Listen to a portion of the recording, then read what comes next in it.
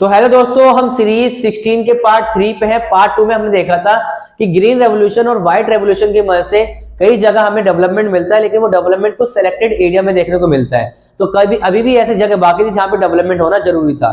तो इसके लिए सरकार क्या करती है, 1980s और 1990s में कई सारे कंप्रिहेंसिव लैंड डेवलपमेंट प्रोग्राम की स्टार्टिंग करती है, शुरुआत करती है, जिसके अंदर कई सारी सरकार क्या करती है, इंस्टीट्यूशनल और टेक्निकल रिफॉर्म्स को लेकर आती है। जिसमें से पहला रिफॉर्म्स क्या था कि सरकार क्या करेगी, अब फार्मर्स को क्रॉप इंश्योरेंस प्रोवाइड कराएगी। क्यों कराएगी? In case drought, flood, cyclone, fire, diseases की वजह से अगर उनकी फसल खराब हो जाती है, नुकसान हो जाता है, तो गवर्नमेंट उनको क्रॉप इंश्योरेंस प्रोवाइड कराएगी। ये पहला प्रोविजन लिया गया।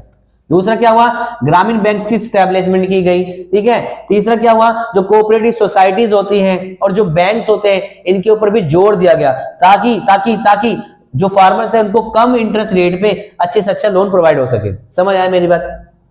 चौथा क्या किया गया, चौथे में किसान क्रेडिट कार्ड भी लॉन्च किया गया, यानी केसीसी। इसका भी मोटिव यही था कि किसानों की मदद हो सके किसी भी तरीके से। तो मदद क्या, उनको सस्ते में लोन मिल सके, सस्ता लोन मिल सके। ठीक है, ये समझ आया। अब इसके बाद एक स्कीम लॉन्च किया जाता है जिसका नाम होता है पर्सनल एक्सीडेंट इंश्योरेंस स्कीम। इसे हम पेस भी कहते हैं। इसका मतलब क्या है, सरकार जो फार्मर है अपनी फसल को इंश्योर कर सके। समझ गए? आगे क्या होता है, गवर्नमेंट क्या लॉन्च करती है, कई सारे एग्रीकल्चर प्रोग्राम और वेदर रिपोर्ट भी जारी करती है रेडियो और टेलीविजन पे, ताकि फार्मर जो है कई चीजों से अवेयर हो सके और नई नई चीजें सीख सके।